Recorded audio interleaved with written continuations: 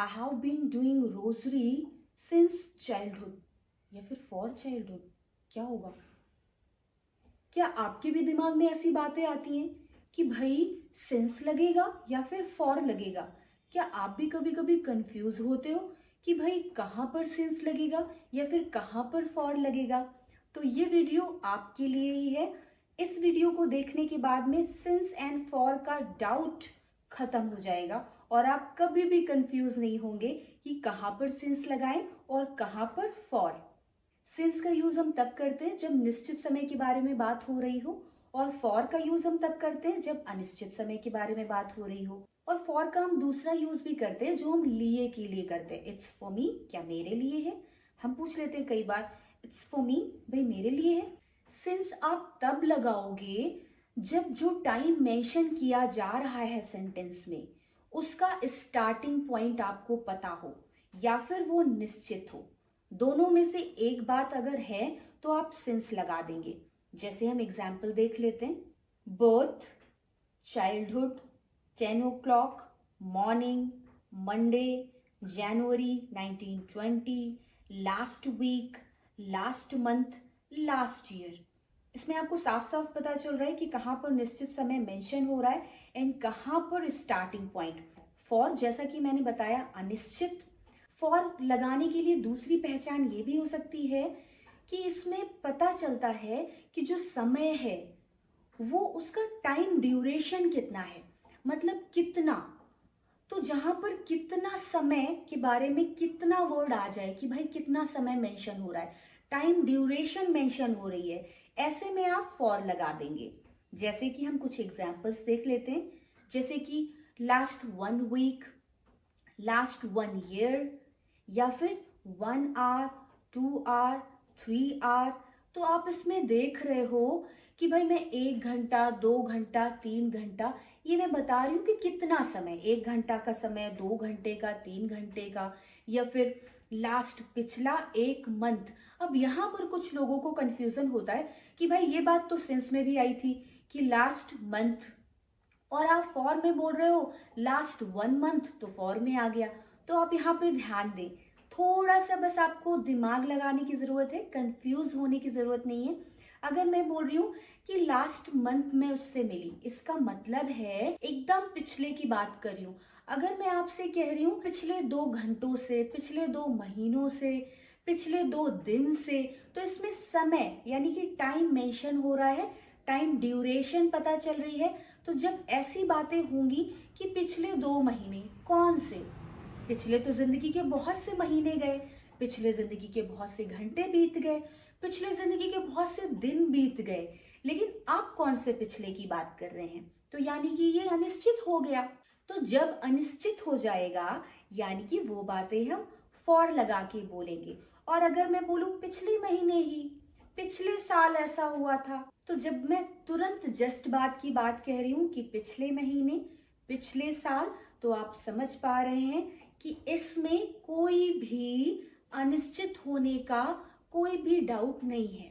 समय क्लियर है कि पिछला मतलब जस्ट पिछला, इसमें कोई भी टाइम मेंशन नहीं है कि पिछला कौन सा। तो आपको कंफ्यूज होने की जरूरत नहीं है।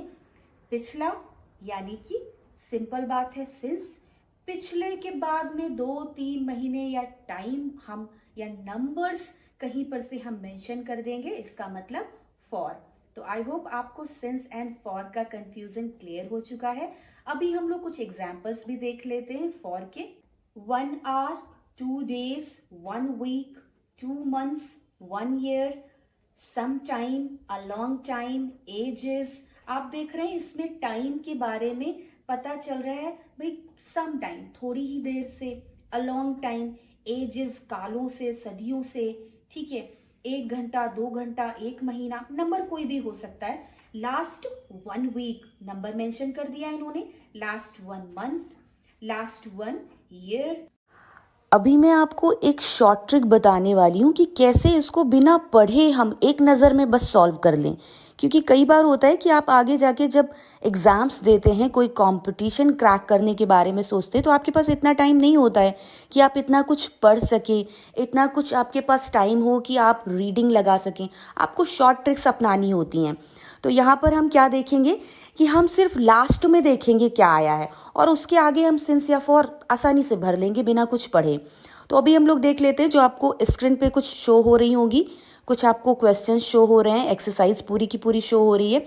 लास्ट में लिखा हुआ है पहले नंबर पे, लास्ट में थोड़ा सा देखिए 4 o'clock, ये किस कैटेगरी में, सिंस। 20 मिनट्स किस कैटेगरी में है, फॉर। 6 years किस कैटेगरी में आ रहा है, फॉर। मेरे साथ साथ आप करेंगे, रिकॉल करिए, आपकी एक्सरसाइज रिकॉल करिए, आपका पूरा का पूरा चैप्टर जो अभी के अभी मैंने आपको पढ़ाया है कि सिंस एंड फॉर कैसे करना है। 1998 सन जब कोई आता था तो हम किस कैटेगरी में रखते थे, सिंस में। वैलेंटाइंस डे, फिक्स डे आ रहा है कोई, किस में रखेंगे, सिंस। लास्ट जुलाई, सिंस। ऐसे ही करके आप पूरी की पूरी एक्सरसाइज सॉल्व कर लेंगे। आई होप आपको समझ आया है।